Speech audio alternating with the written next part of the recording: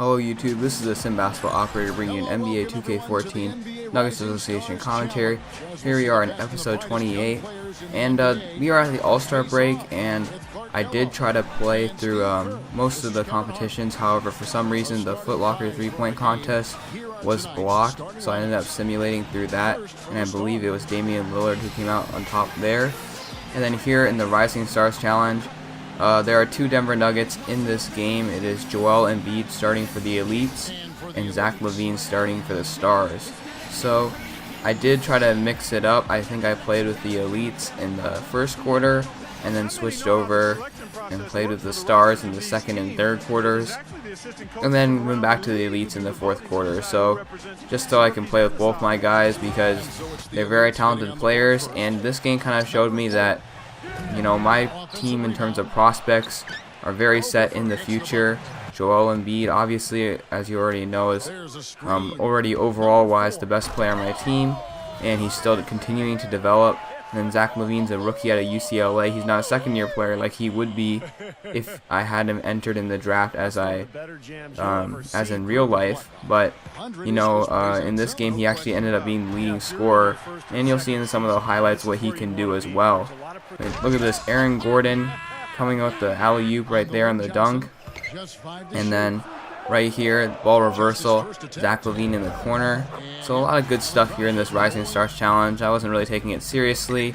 I played on 8-minute quarters. And I also played the All-Star game, but since I didn't have any All-Stars, I decided not to include any of the gameplay from that video. I just kind of included the stats at the end. And something that some of the people who commented on my video are wondering is whether I was going to get a star. And my original thought process when I started this Denver Nuggets Association was eventually I would have to package together some pieces such as Danilo Gallinari, maybe even Kenneth Faried, throw in Ty Lawson there, to get like a top tier star similar to what the Nuggets used to have in Carmelo Anthony. But then I sat down and I realized, you know, this team is fine by itself. The chemistry is really working well with this team, and I decided to just move forward with that. And so Gallinari has done a nice job of stepping in as the #1 option. Joel Embiid has continued to develop his offensive game in addition to his presence on the defensive end as well. Ty Lawson has kind of gone from that more scoring mentality to more of a facilitator, which has been really helpful. And so the combination of all those pieces, and then the fact that I've been able to acquire some guys like Ryan Anderson, Terrence Ross, and Aaron Aflalo, just to name a few, to support them, you know, it made it unnecessary to get that top 5 or top 10 NBA player that would be that franchise player, be the go-to guy, and be that star. And this is obviously an ongoing debate in the NBA. Obviously, the Spurs just won the NBA championship, and they did it really without a superstar. Now, of course, they have 3 guys potentially that could go into the Hall of Fame in their big 3, but they are getting older. They're not the top 10 players or top 20 in some of their cases that they used to be, and so they did have to rely on a lot of role players, and that's what I hope to take the Denver Nuggets in this association to, in order to take them to the NBA championship. And I'll rely on all those players and pretty much just use my depth to my advantage, and it's paid off so far. We're off to a tremendous start in the season. I believe we haven't even lost more than 10 games yet at the All-Star break, which is a tremendous accomplishment. And who knows, we might be looking to beat the 96 Bulls record, which is their record was 72-10 in the regular season. An impressive feat, but so far I believe we actually are on pace to beat that record. So a couple more gameplays from the regular season is what you should expect from this channel. And then we're going to go right into the playoffs. And just to give you kind of my schedule for the playoffs, it's going to be the first elimination game for the first 2 rounds. The conference finals will be the first game and then the first elimination game, and every elimination game after that.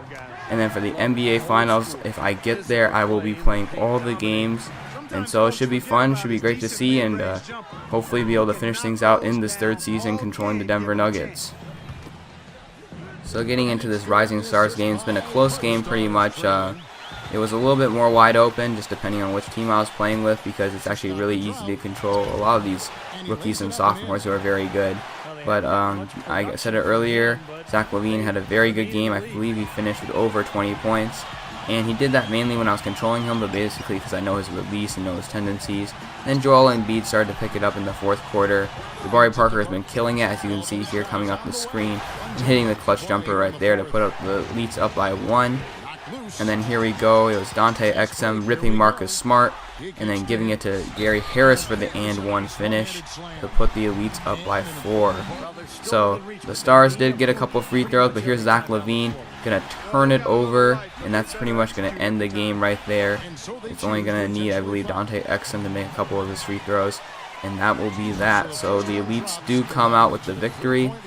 They did have the better lineup on paper. They had the big three from this year's draft, well, the 2014 draft class, which is Joel Embiid, Jabari Parker, and Andrew Wiggins, and then they also had Dante Exum versus a lineup of the Stars that had a lot of guys from the 2015 draft class, Jahlil Okafor, Zach LaVine, who's really in the 2014 draft class. I know I make a big deal of it, but it kind of bugs me that he decided not to go out after 1 year. They also had Stanley Johnson, who's going to be at Arizona this next season.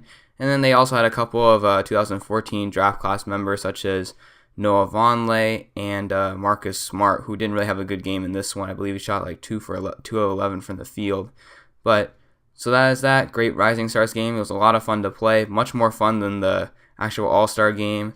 And it was nice to see how my rookie and my sophomore player kind of stack up against their counterparts in their respective draft classes. So yes, in this 8-minute quarter game, the Elites came out with a 6-point victory. And as I said earlier, I'll be skipping the 3-point contest because for some reason I wasn't allowed to play it. They kept saying that it kept actually freezing after I passed through the menu. So I just simulated through that and then just simulated the dunk contest, which surprisingly none of the Denver Nuggets are in. Even though we have Zach LaVine, Terrence Ross, and Kenneth Faried, none of them were invited. And I believe that among the players who were invited were KJ McDaniels, who's a second-year player for Golden State. They also had Andre Drummond from Detroit, Victor Oladipo from the Magic, and Jared Cunningham from the Atlanta Hawks. So enjoy the dunk contest right here. I'll be playing through all the dunks in the background as I transition to the second part of my commentary, which will be about the real-life NBA. Now, obviously, surprisingly, after the draft, not a lot of free agent moves. In general, people are just kind of holding out for LeBron James and Carmelo Anthony to make their decisions. And I think that even though they are the best players in this class, I think that from a team standpoint, you have to start moving and looking at other players because, free agency is not going to last forever. You need to make sure you have your guys and have a roster actually put together because in the cases of, let's say, the Lakers and the Miami Heat, they still have a lot of roster spots to fill, and there's plenty of guys they can look at out there. Just to name a few, Isaiah Thomas, who the Kings are not as aggressive as pursuing as I thought they'd be. There's Chandler Parsons, who is available mainly because the Rockets want to get one of those top-tier guys. There's also Luol Deng, who had a disappointing half season with the Cavaliers, but he's a very consistent player in my opinion. Trevor Ariza is still out there, even though John Wall is campaigning for him to return. And these are solid players that can really help a contending team or a team that's trying to get into the playoffs, but for some reason, there's just not that active pursuit because the Stars haven't made their decisions yet. So, there's teams like the Atlanta Hawks who I think are having a nice approach to this. I didn't approve of their trade with the Toronto Raptors just to clear cap space, but the Thabo Sefolosha signing was a nice signing for them to put next to DeMari Carroll and who's the other guy, Kyle Korver. So you have a lot of different pieces that can play defense, offense, and it really solidifies their wing depth. Now moving to some other free agency signings, Spencer Hawes going to the Los Angeles Clippers is a great move because initially I was actually pretty critical of the Clippers draft because they didn't try to pursue a big man such as Johnny O'Brien or Jarnell Stokes, which they could have, I thought, reached for in those situations because they literally have no depth behind Blake Griffin and DeAndre Jordan. But Spencer Hawes provides a very nice contrast because he's one of those few guys who can play the center position and shoot the 3-ball, and obviously he can slide over the power forward spot and back up Blake Griffin as well. So it's just a very nice piece to add to that rotation. Another free agency center signing that happened over the past week was the Chris Kaman to the Portland Trailblazers. Kaman, I think, is really underrated and really not in the spotlight because he was with the Los Angeles Lakers, but he's a very solid big man who provides a nice offensive punch to add to the interior outside of Marcus Aldridge, and he can be a nice backup and fill-in starter for Robin Lopez. So Andre Drummond won the slam dunk contest here. None of these dunks were too impressive, so I could have gone either way. And then the All-Star game, which I decided not to show because for some reason all the players were taking it too seriously, like it was an actual game and there were fouls, and it was just kind of ugly, not a lot of lobs as I hoped for.